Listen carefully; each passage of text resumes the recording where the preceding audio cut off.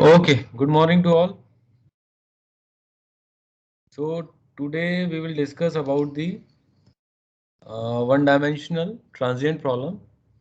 And as you can see in the previous lecture, we have discussed about 1D unsteady state heat transfer problem.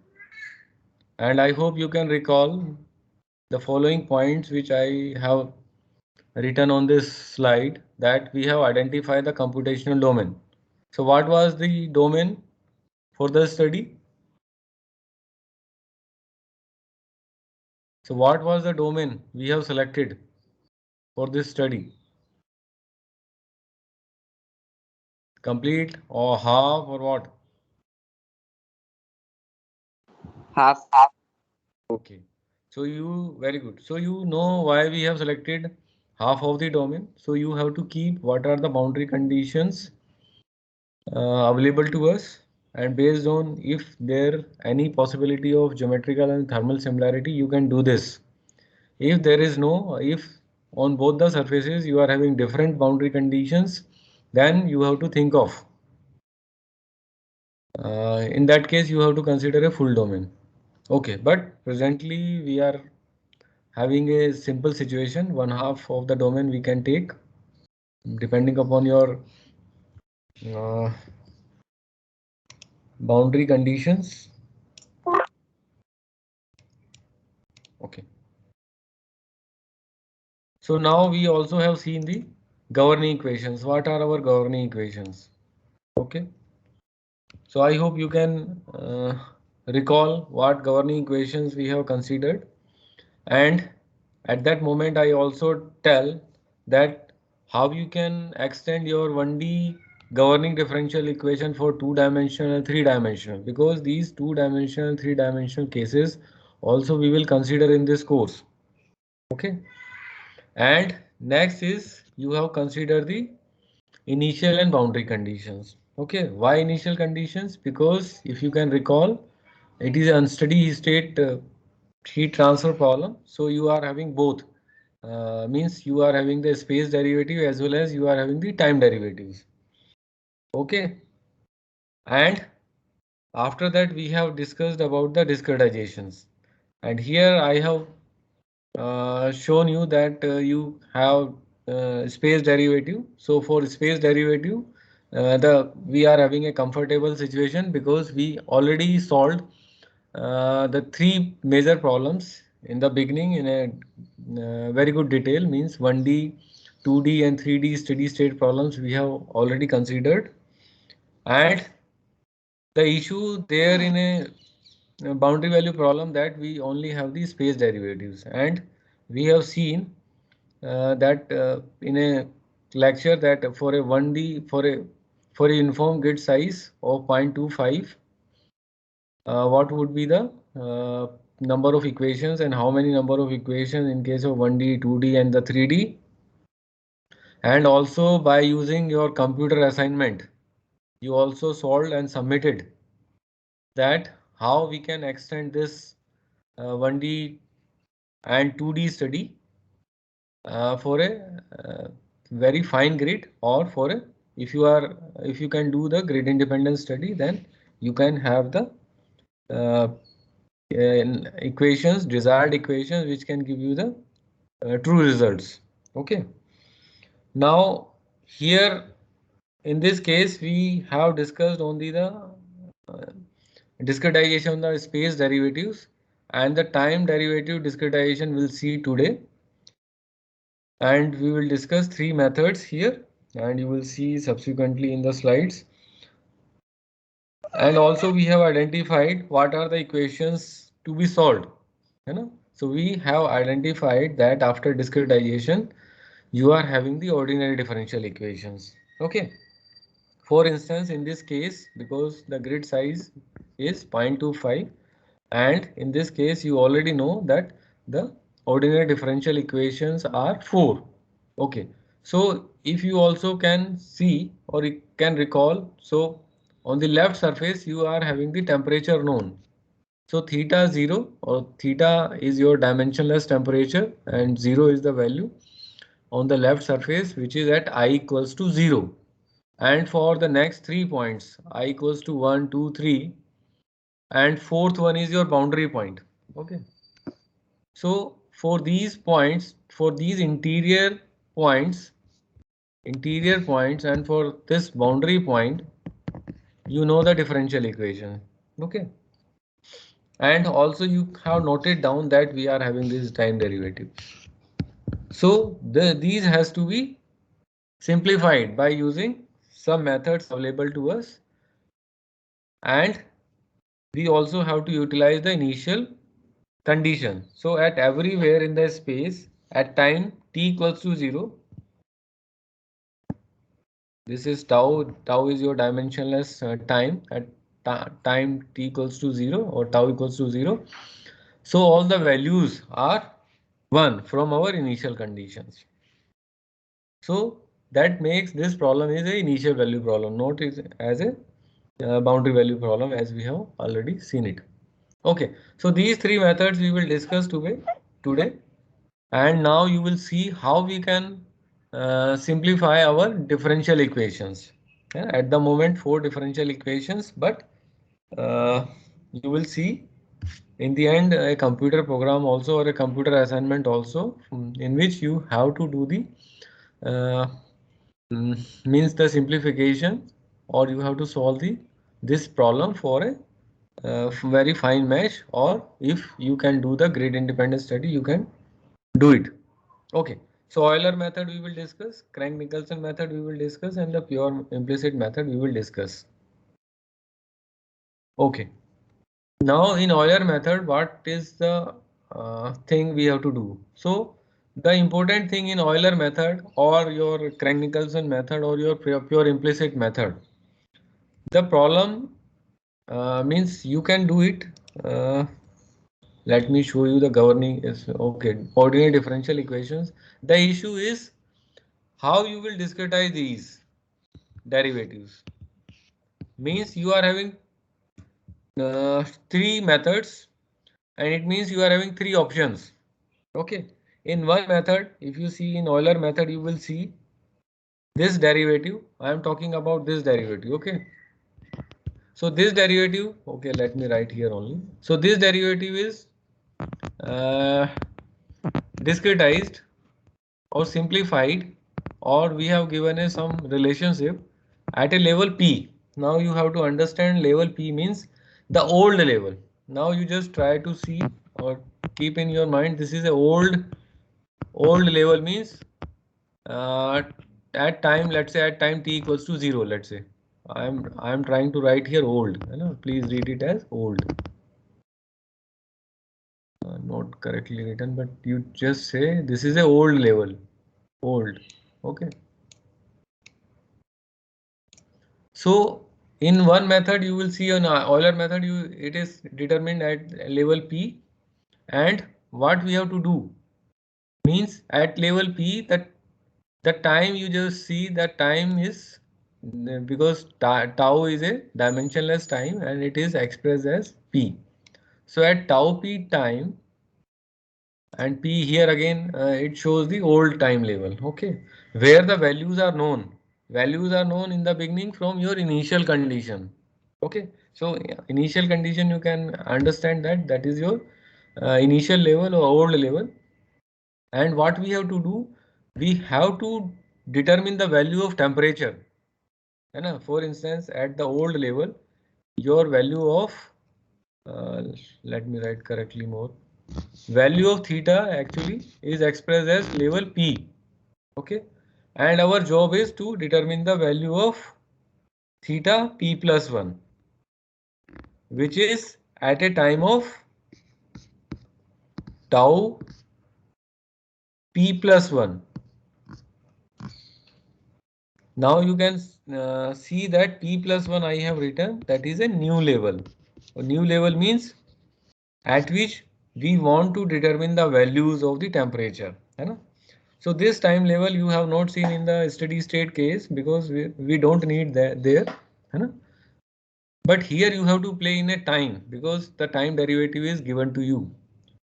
And one more thing you will see, this tau p plus 1, this tau p plus 1, we have to give the increment of time step. So how we can express this tau p plus 1? We will express it as, means we will march in time. So the initial time is represented as tau at level p, and we will give it time step of delta tau. Now you can understand that in a steady state case or a previous steady state problems or boundary value problems, we only bothering about the delta x. Okay, if I go to the back slide also, here we in a steady state case, a boundary value problem, we are bothering only for the delta x or delta y or delta z. Okay, and here when you are having an initial value problem or a transient problem, then you have to bother about this delta tau also, because you have to march in time and you have to give a delta tau or time step. I will also say it is a time step. Okay, that was delta x was your grid step, or the grid size. It is your time step. So in this problem, you will be requiring, in any transient problem, you will require grid size. So grid size in the beginning itself you have to consider. Okay, then only because when you will consider a grid size delta x, delta y or delta z, then only you are having a number of equations. For the moment you are having 4 equations. Okay, if the grid size is different, let's say 0.01, 0.1 like that, then your the ordinary differential equation will also depend on the grid size. Okay, this is okay. Now after that, when you will employ any of the method, Euler method, Crank-Nicolson method, or the pure implicit method, then you have to bother about this delta tau, because okay, in the beginning you are having temperature, this theta p from your initial condition, but our goal is to determine the values of theta p plus 1, and we have to continue in time, or we have to give this increment in time till our steady state is reached, or till the desired condition, whatever final condition we want, that has been achieved, or till the convergence.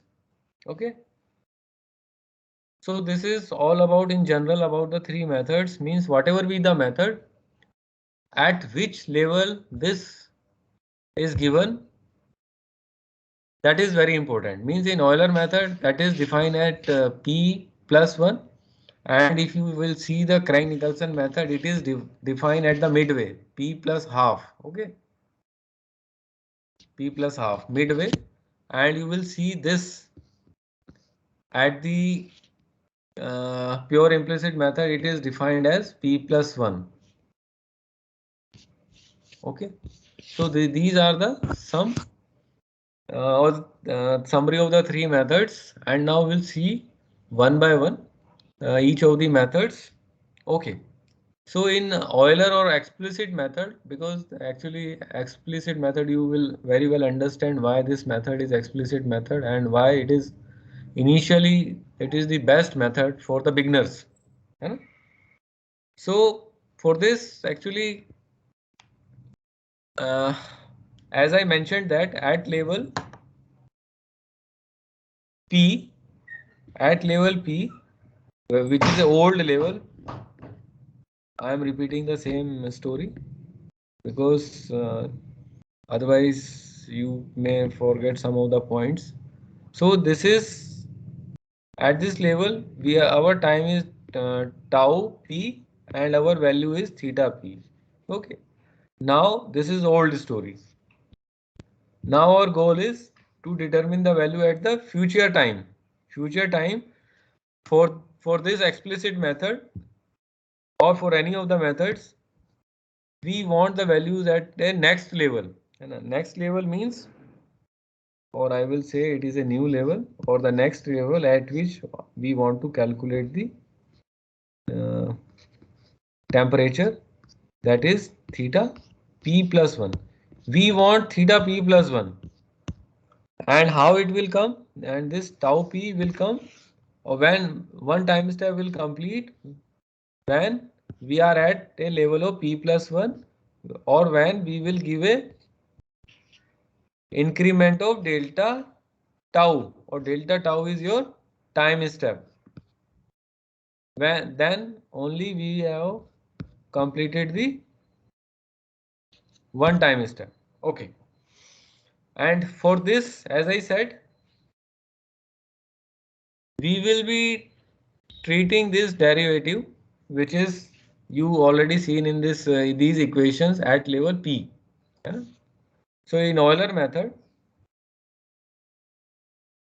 we want, or we are seeking the temperature theta P plus 1, and this we can write by relationship given this here on this screen. You can see theta P plus 1 equals to theta P plus d theta by d tau at level P. Don't forget this level P. Only the matter of this P or this derivative at which level we are determining, that makes the different methods. Okay. And this delta tau is the same. Okay. So now we will simplify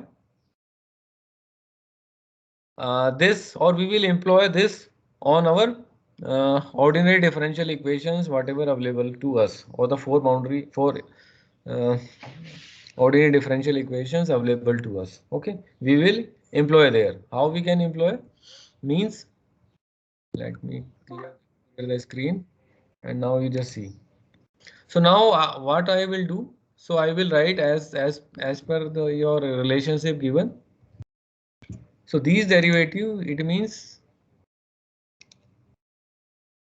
I have to determine these at level P.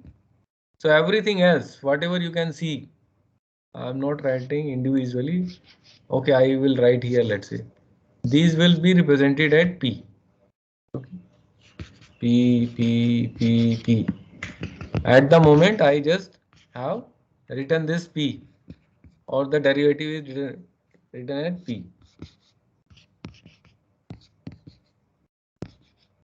And now, so how, and this relationship, whatever you can see, this is, we already know from the Euler or explicit method. Theta P plus 1 we can write as a theta P plus d theta by d tau at level P and delta tau. Okay, and now you just simplify it. You can replace this theta P plus 1 minus theta P and delta tau. So this thing you have to replace in place of here, in place of here, in place of here, and in place of here. Okay, so when you will consider the first equation at I equals to 1, then this your theta would be theta 1, theta 1. When you will consider second equation, then it will be 2, 2. When third differential equation, 3, 3. And when last, it will be 4 and 4. So, okay. So this I will come again. So what we have considered, we already considered the grid size. Okay, already we are having a grid size. Okay, this point we already know, no need to tell. Now for these points, we are having the four differential equations, and for these four differential equations, we have employed our Euler method. Euler method relationship you already know, and I try to show you how we have to implement. Okay, now come to the whatever we have seen means, for each of the point, for each of these points where you can see the tick mark, or where we want to determine the temperature, है or we want this theta 1 P plus 1, let's say, or I should not write 1, you just say theta. Theta P plus 1, or you can write, no issue. It will make more clear. Theta 1, theta 2, theta 3, P plus 1, and theta 4, P plus 1. Okay. So I have used for each of the points. For point number 1, you can write this relationship by using the Euler method, or the same relationship I can show you again. This is the relationship we have, and point to be noted that you will see Euler method or pure implicit method, you have to see this at what level it has been determined level. So in Euler method you can write, it is very simple to write, and now these things you have to employ to your ordinary differential equations. Okay, ordinary differential equation means we'll go back to the ordinary differential equations. I try to show you the story. Means here at level P, you can, if you are determining this, it means you everything here whatever you can see, left hand side, right hand side, both are at level P, and for each of the differential d theta by d tau, you have to replace by this relationship whatever we have seen for 0.1, 0.2, for 0.3, 0.4, like that. This is the same story. Means for 0.1 you can have theta 1 p plus 1 minus theta 1 p divided by delta tau, you can replace it, and all the derivative or whatever the values are theta available in your first equation, you have to fix it at p. Similarly you can do it for the remaining equations. Okay, so when you will do that and when you will incorporate everything what I suggested means, again I just go back here, whatever I suggested here, you just see one of the equation, you have replaced this by this, and also all the things are available at level P. Okay, the same thing you have to do it. After this you will incorporate into the ordinary differential equations. Now you just see the ordinary equations what we have seen, means this you just see left hand side is theta 1 p plus 1 minus theta 1 at level P divided by delta tau, and delta tau, please note that it is a time step, and this right hand side is level P. Similarly is true for the second point, third point, and the last point. Okay, now I just go back to the figure. Okay, what actually we are doing with the help of this relationship, actually we are doing the extrapolation. Means from initial condition you know the temperature, yes, 1, and then at theta p plus 1 you are having some value, and now you just see the dash line, means you are doing the linear extrapolation of the slope at tau p, है This is the same story which is represented by this, nothing else.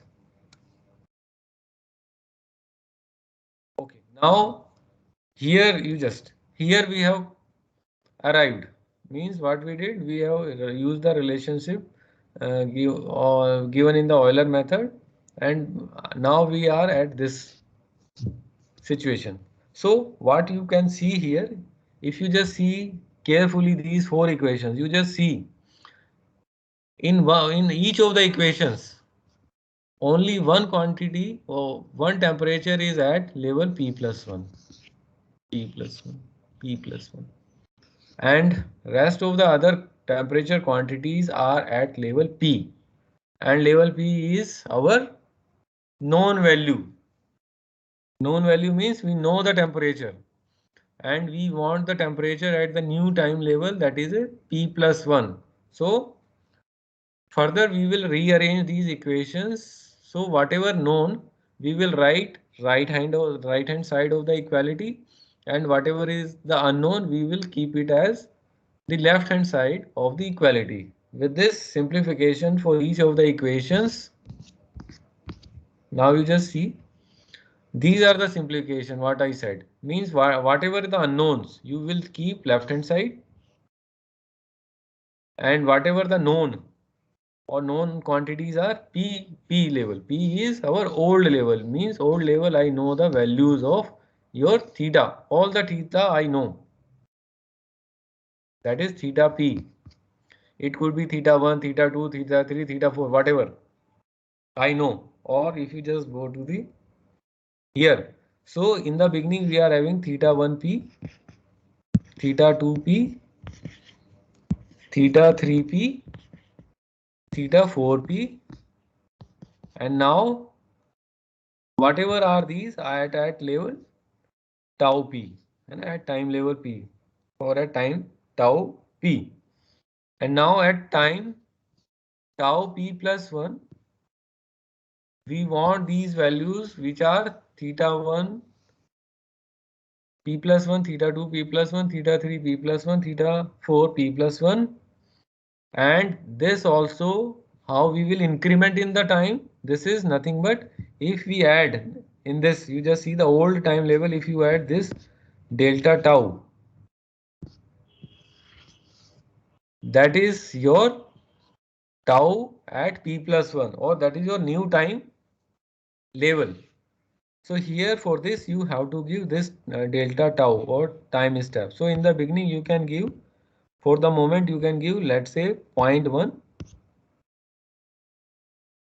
or 0.01 like that.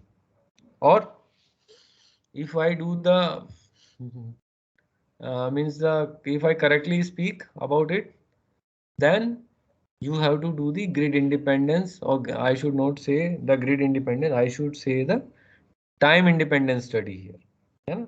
That is nothing but your grid independence study what we do. And grid independence means we do the delta x, delta y, delta z fixation, and here you have to do the time independent study.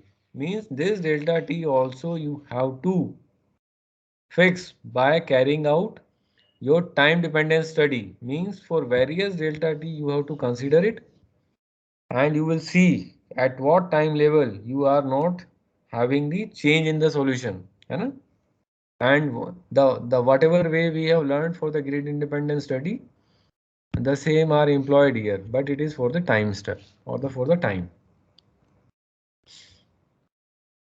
Now we come to here after rearrangement, and you just see, if you see each of the equation, delta x you already know for the moment, for the classroom study 0.25. So you just see delta x, wherever you just see delta x, wherever you see.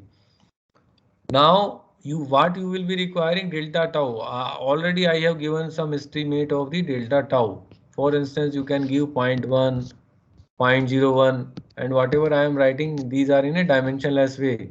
Same 0.25 is a dimensionless, and these are also in a dimensionless way. And same story, we did the GIT test, grid independence study. Here also you have to study the time independence test. Okay. Now means whatever be the situation, you already delta x you have already given. That's why we are having the 4 differential equation. That's why we are having the 4 now we are having the 4 algebraic equations finally. And whatever if we want to solve these, there is no other the other way to exclude your delta tau. You have to provide this delta tau, so you have to provide it. Then only you can determine this, the value of this temperature at level p plus 1. Okay? So this. So the beauty of this Euler method is that it gives the explicit sets of equations.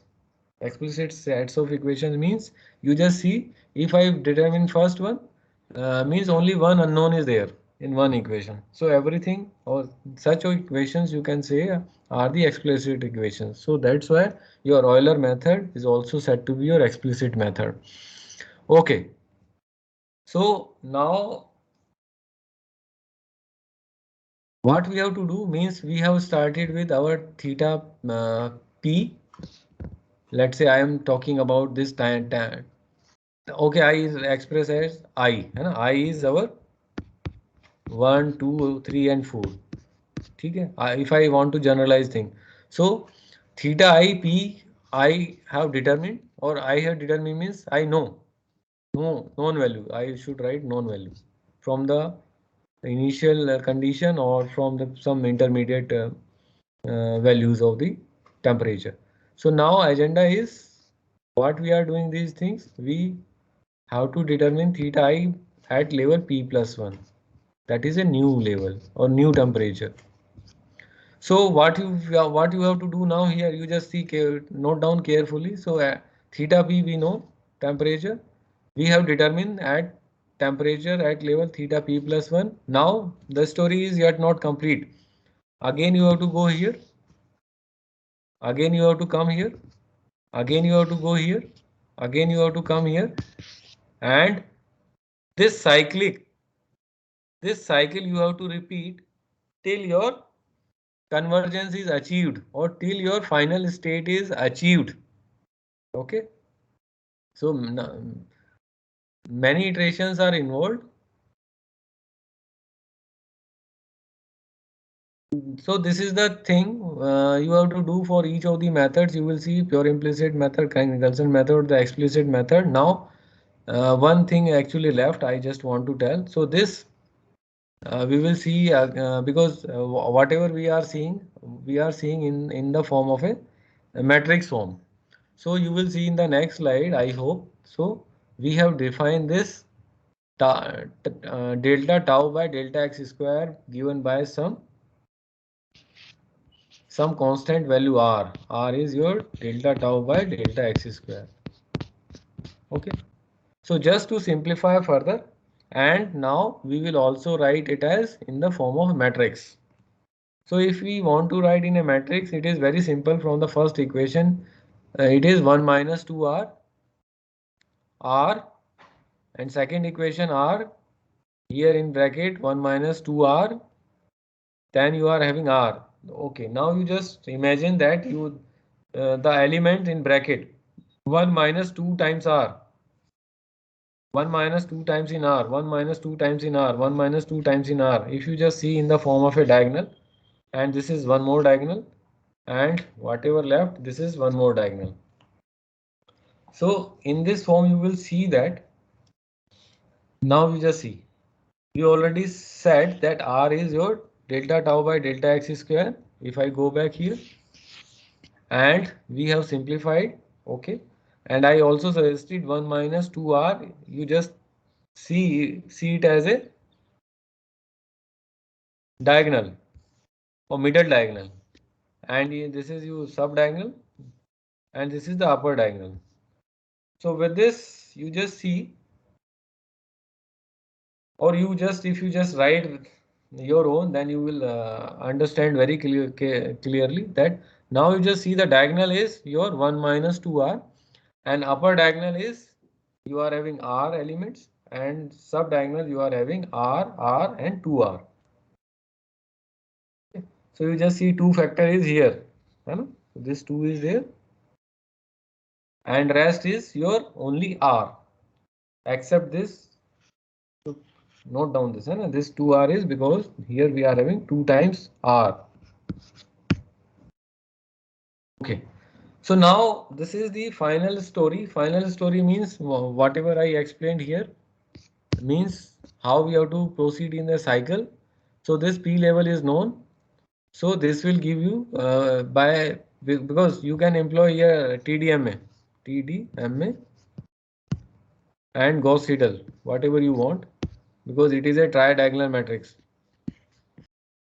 So if you see this is known. Known means everything is available at level P. You just see, you just carefully see whatever I have written here in the matrix form. Everything is already we have seen. Whatever you can see in this box is at level P, and whatever you can see this, it is the unknown value of the temperature. Now the same story is here in a slightly simplified version. So this is tridiagonal matrix. You can use TDMA Gauss-Seidel, and as I said in the when you have determined that theta IP, then you can determine theta IP p plus 1 by this matrix, or by these equations, by these 4 equations. And now you have to keep this. Now in the next step, when you have determined theta I p plus 1, now you will consider as theta p.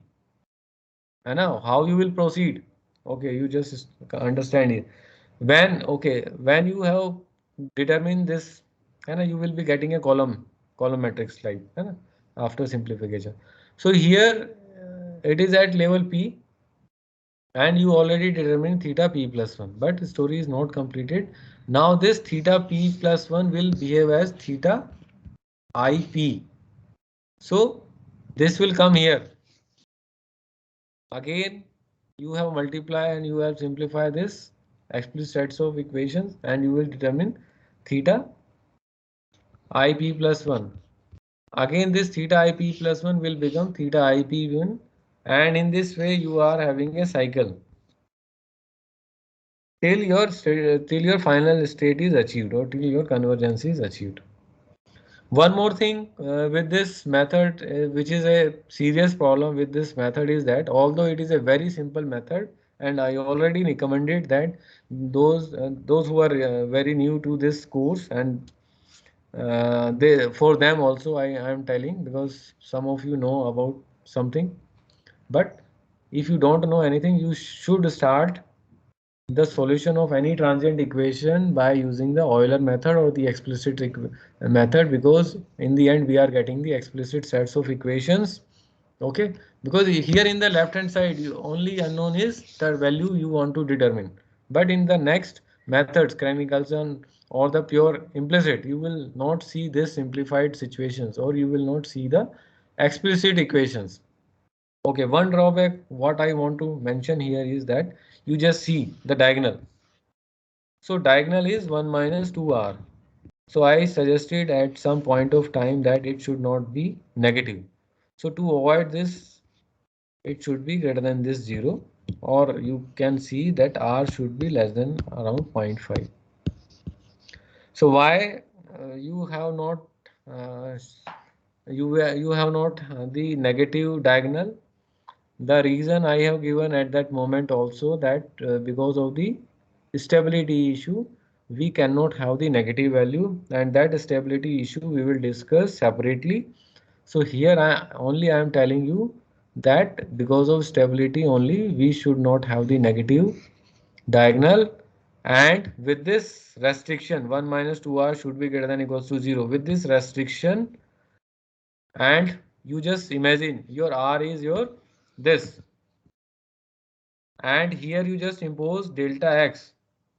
Delta x is your 0.25. So if you try to determine the value of delta tau, you know, so delta tau value is very small. Means you will see, if you have any idea, so it will be around of 10 to the minus 3 order, 10 to the power minus 4 order, like that. That is the drawback of this method, is that in Euler method, that we have to provide a very small value of the delta tau, just to obey that we should not lie in the stability, or we should not have the stability issue. That's why we will be requiring a very small delta tau. I already explained you with this analysis how you can have a delta tau very small. And if you just providing a very small value of delta tau, it means you are progressing very slow. Means you will be requiring large time as compared to the Krein-Nicolson method and the pure implicit method. Okay, so this is the major issue. Otherwise, it is a very good method. Okay, I will tell you some more things uh, about the Krein-Nicolson method.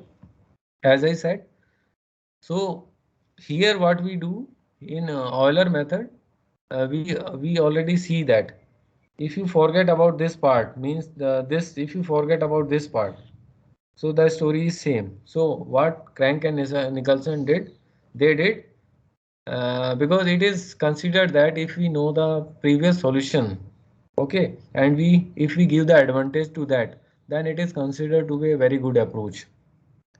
And also one more approach, you will also realize that when we discuss about the accuracy, so accuracy of this method is also good because of doing this way.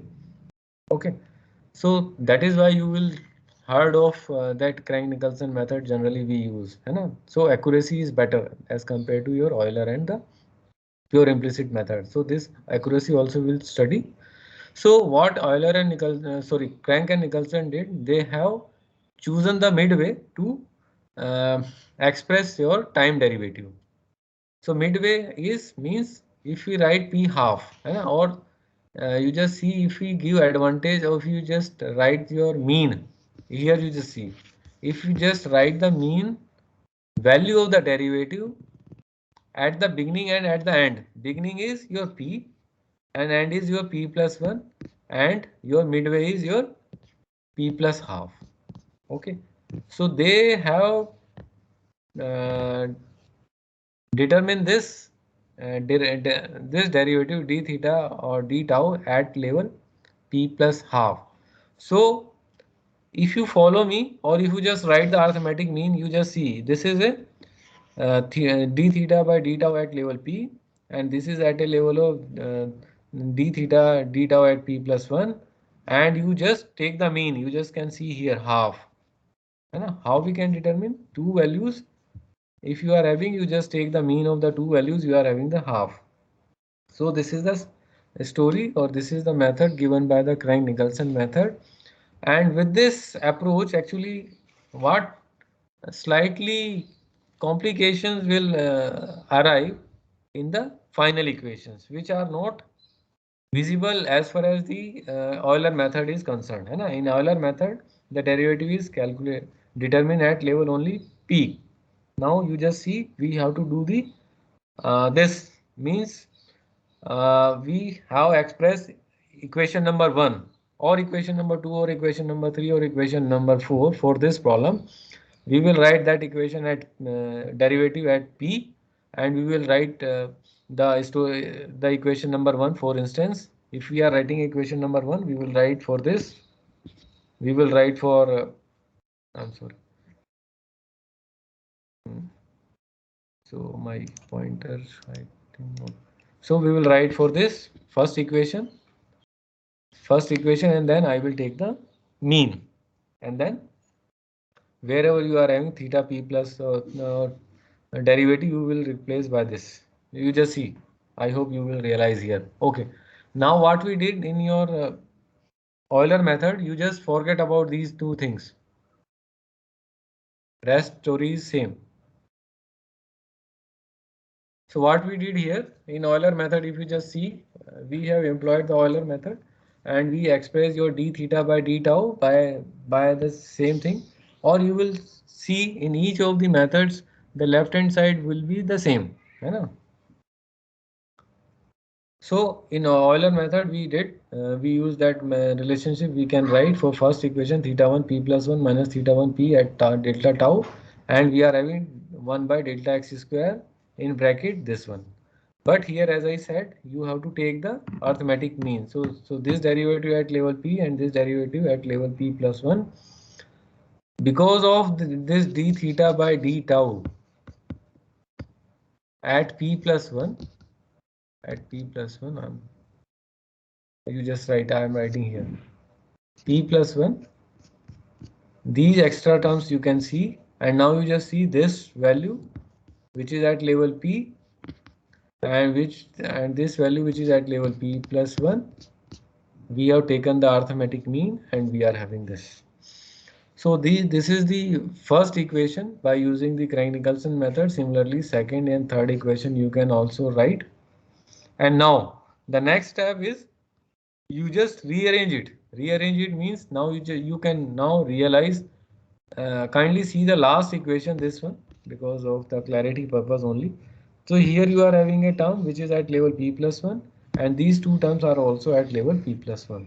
So means the terms which are at level p plus 1 you keep left hand side of the equality, and the rest terms which are at level p you can keep the to other side of the equality. So with this simplification, okay, with this simplification, and also we know how we have expressed your R is your delta tau by delta x square. The same thing also you have to incorporate here. And now you just see here also you will be getting tridiagonal matrix. Why tridiagonal matrix? Means if you just see carefully, you know the Euler method. Just you have seen the coefficient matrix was tridiagonal, and with Craig-Nicholson also. So you are having the two coefficient matrix. One is at level P and another one as P plus 1.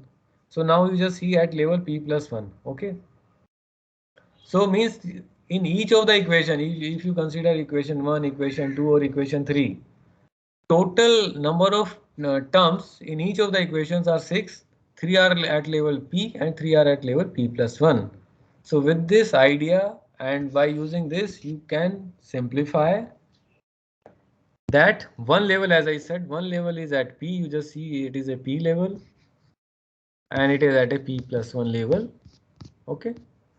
So left hand side term we already written on the left hand side of the equality. Right hand term we have already written on the right hand side, and R is already what we have considered in Euler method. The same thing we have following the or obeying the same.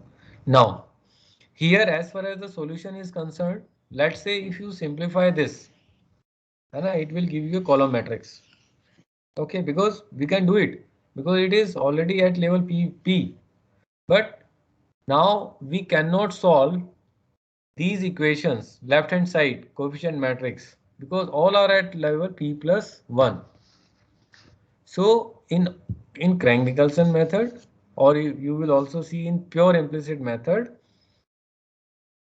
we are having the implicit sets of equations, or implicit, these are implicit algebraic equations we have to solve. So more computer intense as far as solution is concerned, more computer intensive. This was not the case in the Euler method. So for instance, I will show you. You just see.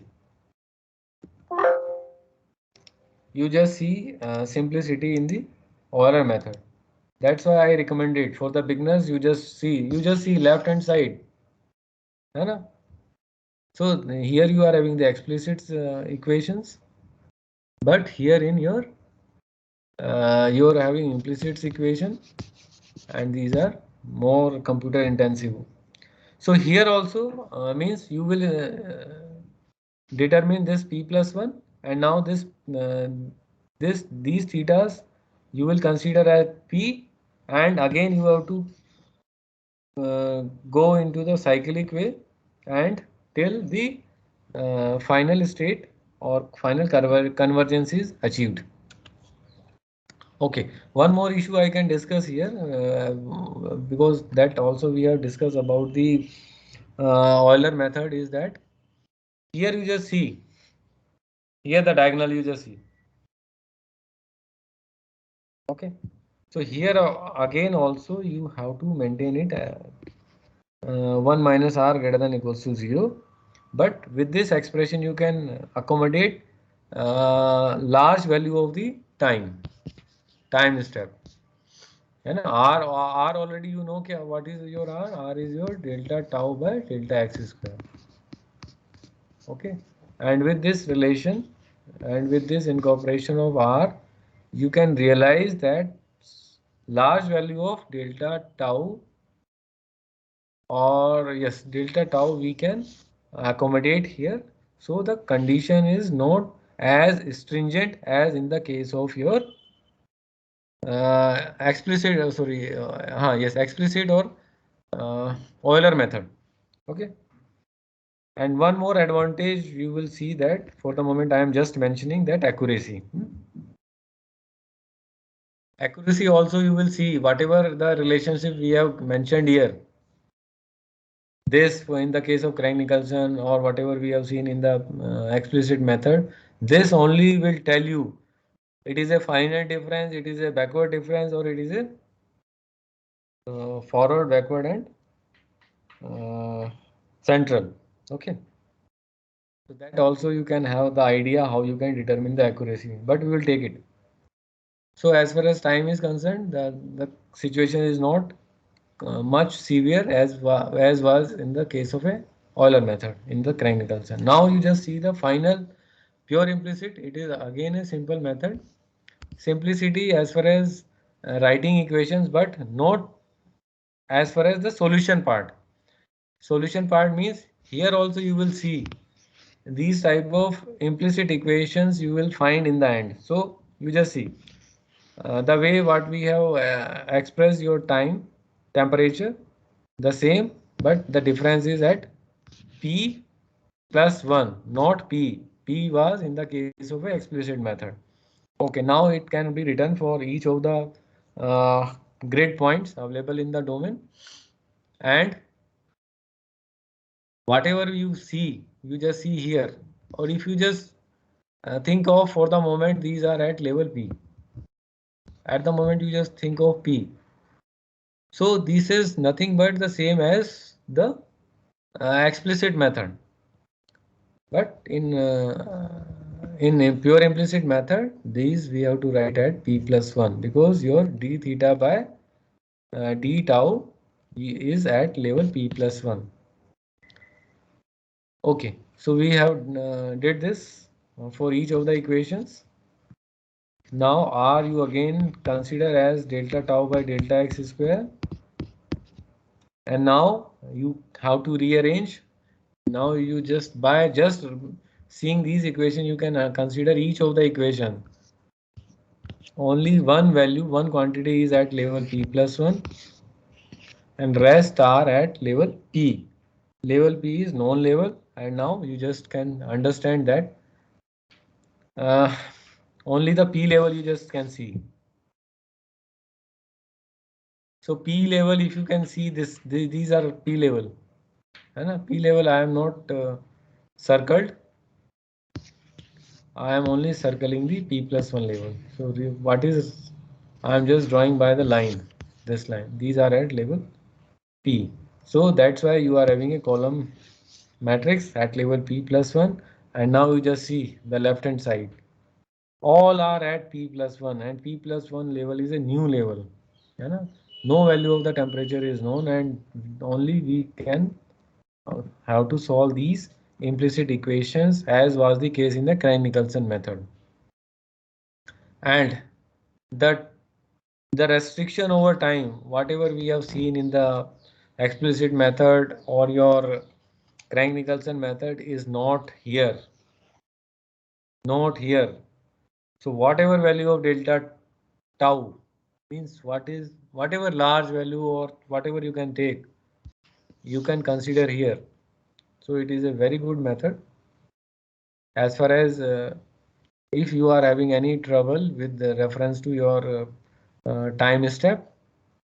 But the one issue which is not in favor of this pure implicit method or the Euler method is the accuracy, which is in the favor of a Crank-Nicolson method. So that we will study in the next class, accuracy. So I already have given the idea how you can determine the accuracy just seeing the relationship given by the Euler method or the explicit method, implicit method or the Crank-Nicolson method. Just write these expressions in the way of forward difference, backward difference or the central difference. You will realize which is more accurate. So that accuracy we will see, and finally you will see that means Crank-Nicolson method is why so much popular, even we are having some restriction over time. Okay, so before ending, I just give you the third assignment, and this is the last assignment, computer assignment of this course. So it is the 1D problem we have seen in this example, and the case whatever we have seen, we have solved it partially. Algebraic equations we have not solved because algebraic equations you already have the your how you have solved in the previous steady state problems. You can utilize that understanding or that solver also, and you can do it. And even this example can be solved in a class. That's why I'm saying it is a class example. And for B part, I'm just giving you one grid size, but you have to do for the grid independent delta x, grid independent delta tau. And time value, if you will be requiring, you can consider in the beginning 0.1, okay, and or 0.01, okay. So let's say you can consider it these delta t, and you just realize what the value of final temperatures you are getting. So deadline is 31st October. So only 3 assignments, computer assignments I have given you. Okay, so this ends this lecture, and if you have any question, you can ask now.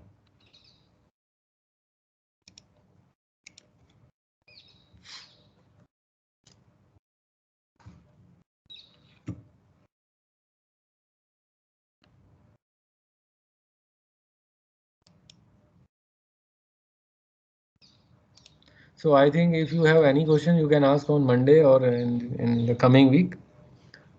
Okay, with this, I just ended this class. Thank you so much.